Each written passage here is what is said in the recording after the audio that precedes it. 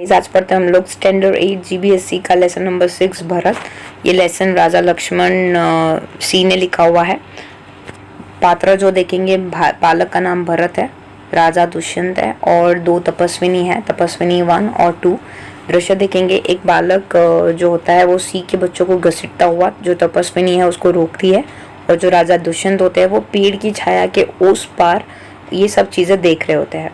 बालक बोलता है, अरे सी तू अपना मुख खोल, मैं तेरे दांत गिनता हूँ। पहली तपस्विनी देखकर बोलती है, ओ हठीले बालक, ओ जिद्दी बालक, तू वन में इस पशु को क्यों सताता है? हम तो इन पशुओं को बाल बच्चों के समान रखते हैं। तेरा साहस बढ़ता ही जाता है। तेरा नाम ऋषियों ने सर्वदमन रखा है, सो ठीक ही है। पहली तपस्विनी बच्चे का ऐसा कार्यक्रम देखकर उसे बोलता है कि यार हम लोग को, ये छोटे बच्चों को उसको बहलाने की ट्राई कर रही है कि वो नहीं करे ऐसा। बोलती है कि हम लोग बच्चों को, जो जंगल के बच्चों को भी होते हैं, पंखियों के बच्चे, पक्षियों के बच्चे, एनिमल के बच्चे, उनको बहुत शांति से अच्छे से रखते हैं। और तेरा साहस तो दिन पर दिन बढ़ते जा रहा है। ऋषि ने तेरा नाम ढंग से सही रखा है, सर्वदमन, सबको तंग करने वाला। सर्वदमन मीन्स दुष्यंत बोलते हैं, दुष्यंत उनकी बात एक्चुअली यहाँ पे सुन रहे होते हैं। दुष्यंत यहाँ पे प्ले में नहीं होते, लेकिन वो पेड़ के पीछे से ये सब चीजें देख रहे होते हैं। उनकी बातें सुनकर स्वयं से, हाँ क्या कारण है कि मेरा स्नेह इस बालक की ओर उमड़ आ जाता है? बोले कि क्यों मेरा ये मन जो है वो ये बच्चों को देखने के लिए इतना बरकरार हो जाता है, बेकरार हो जाता है। दूसरी तपस्विनी बोलती है, जो तू इस बच्चे को छोड़ ना देगा तो सीनी तुझ पर दौड़ेगी। वो बोल रहे कि अगर तू नहीं छोड़ेगा उसके बच्चे को तो सीनी तेरे पे भड़क जाएगी, तेरे पे दौड़ेगी। बालक बोलता है मुस्कुराकर, ठीक है, सीनी का मुझे ऐसा ही डर है, सीनी का मुझे ऐसा ही डर है। बोले कि ठीक है, हंसकर वो उसका ही मजाक उड़ा देता है, मुंह चिढ़ाता है। दुष्यंत बोलते हैं अपने आप से, आश्चर्य से, यह बालक अवश्य किसी तेजस्वी वीर का पुत्र है। इसका मुख अग्नि के समान दमक रहा है कि उसका जो चेहरा है वो एकदम किसी राजा महाराजा का बच्चा हो वैसा लग रहा है, और वो चमक रहा है उसका फेस, तो इसे लग रहा है कि वो किसी तेजस्वी वीर का ही पुत्र होगा। पहली तपस्विनी उसको वापस से रिक्वेस्ट करती हुई बोलती है, हे प्यारे बालक, सी के बच्चों को छोड़ दे, मैं तुझे खिलौने दूंगी। बालक बोलता है, हाथ पसार कर, पहले खिलौने दो, लाओ कहा है, और वैसे करके वो मांगने लगता है। दुष्यंत बोलता है अपने आप से, दूर से बालक की हथेली को देखकर स्वयं से, हाँ इसके हाथ की जो रेखा है वो किसी चक्रवर्तियों के लक्षण जैसी लग रही हुई है। उंगलियों पर कैसा अद्भुत जाल है, और हथेली की शोभा प्रातः कमल को लज्जित कर रही है। और बोले उनके हाथ भी तो कितने कोमल है, उनकी जो रेखा है हाथ पे वो किसी राजा महाराजा की संतान हो वैसा ही लग रहा है। दूसरी तपस्विनी यहाँ पे बोलती है, हे सखी सुव्रता, वो अपनी जो पहली तपस्विनी है उसको बोलते हैं, यह बातें से ये बातों से नहीं मांगेगा, जा मेरी कुटिया से ऋषि कुमार के लिए खिलौने के, जो मिट्टी के खिलौने का मिट्टी का मोर है ना, वो ले क्या। पहली तपस्विनी, मैं अभी ले आती हूँ, और वैसे करके वो जाती है। बालक, तब तक मैं इसी सी के बच्चे के साथ खेलूंगा, और यह कहकर तपस्विनी की ओर हंसता है। दुष्यंत अपने आप से बोलता है, इस सुंदर बालक से खेलने का मेरा मन क्यों ललचा रहा है। आ भरकर धन्य है वह मनुष्य जिसकी गोद के जो अपने पिता की गोद में वो खेल रहा होगा। उनके अंक की धूली से अपनी गोद मैली करते हैं, और पुत्रों के मुख अकारण हंसी से खुलकर उज्जित दांतों की शोभा से दिखाते हो। बोले कि हंस कर जब उसके दांत दिख रहे होंगे, और उसके तुतले वचन से कितना अच्छा होगा वो पिता जिसको ऐसे ऐसे पुत्र का सौभाग्य मिलता होगा। दूसरी तपस्विनी, क्यों रे ठीक, तू मेरी बात को कान नहीं धरता ना। वो बोलती है दूसरी तपस्विनी की, तू मेरी बात नहीं मान रहा है ना। इधर उधर देखकर कोई ऋषि कुमार यहाँ है। दुष्यंत को देखकर, हे महात्मा, तुम ही आओ, कृपया करके इस बलि बालक से हाथ से सी के बच्चों को छुड़ाओ। और वैसे करके दुष्यंत को वो देख लेती है। दुष्यंत से रिक्वेस्ट करती है कि प्लीज उसे उनके हाथ से वो सी के बच्चे को छुड़वा दे। दुष्यंत, अच्छा, बालक के पास जाकर और हंसकर, हे ऋषि कुमार, तुमने तपोवन के विरुद्ध यह आचरण क्यों सीखा है जिससे तुम्हारे कुल की लाज जाती है। बोले कि ये तो तुम्हारे कुल के विरुद्ध है, तुम ऐसा आचरण क्यों करते हो, इस हिसाब से तो तुम्हारी इज्जत चली जाएगी, यह तो कोई अच्छी बात नहीं है। बच्चे ने सी के बच्चों को छोड़ दिया उसकी बात सुनकर। दूसरी तपस्विनी, हे बड़भागी, यह ऋषि कुमार नहीं है। वो बोल रहा है कि ये ऋषि कुमार नहीं है। दुष्यंत बोलते हैं, सत्य है, उसके काम ही ऐसे साहस के है, ये ऋषि कुमार नहीं जान पड़ता, परंतु मेरे तपोवन में वास देके इसे ऋषिपुत्र जाना था। वो बोले कि इस हिसाब से वो जंगल में है, इसलिए मैंने उसको ऋषिपुत्र माना।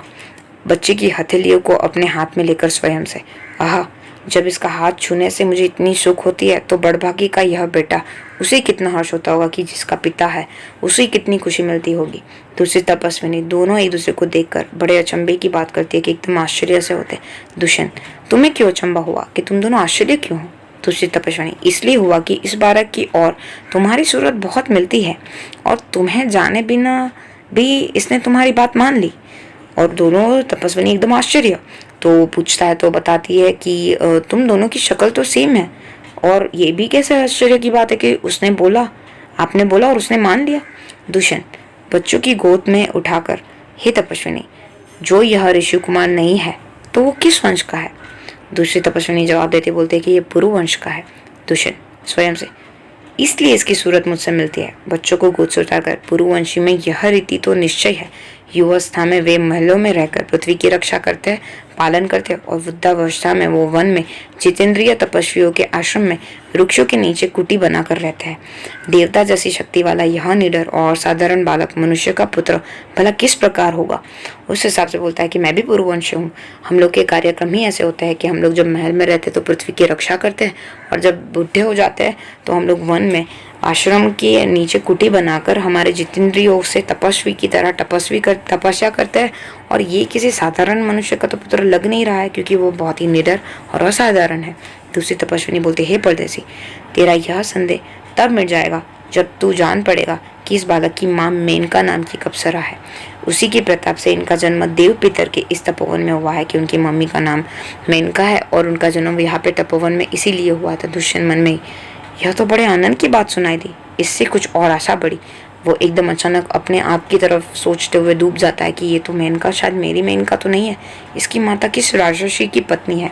उनकी जो मम्मी है वो किन की पत्नी है? वो क्वेश्चन पूछते हैं। दूसरी तपस्विनी बोलते हैं, जिस राजा ने अपनी विवाहित स्त्री को बिना अपराध छोड़ दिया है उनका नाम मैं न लूंगी।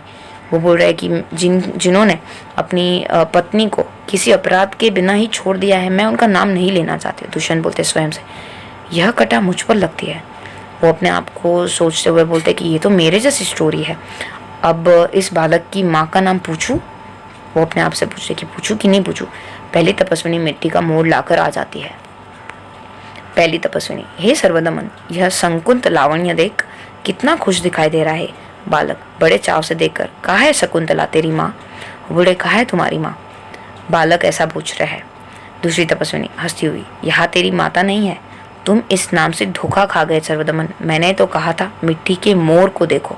वो बोले, ये देखो मिट्टी के मोर, संकुंत लावण्य देख। वैसे करके बच्चों को थोड़ा सा भटकाने की यहाँ पे दूसरी तपस्विनी ने ट्राई की है। दुष्यंत बोलते स्वयं से, इसकी माँ मेरी ही प्यारी शकुंतला है या इस नाम की कोई दूसरी स्त्री है? यह वृत्तांत मुझे ऐसे व्याकुल करता है जैसे मृग तृष्णा से प्यासे हिरण को व्याकुल करता है।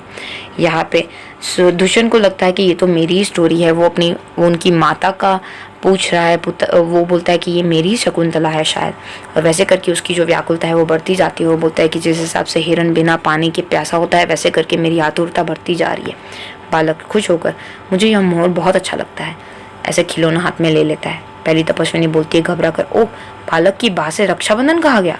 वो जो रक्षा करने के लिए जो एक राखी जैसा बांधा होता है, वो उसकी बात करिए। दुष्यंत, घबराओ मत, जब यह नहर से खेल रहा था तब इसके हाथ से गिर गया था, सो वह पड़ा है, मैं उठाकर तुम्हें दे देता हूँ। और वैसे करके वो उठाकर वो दे देता है।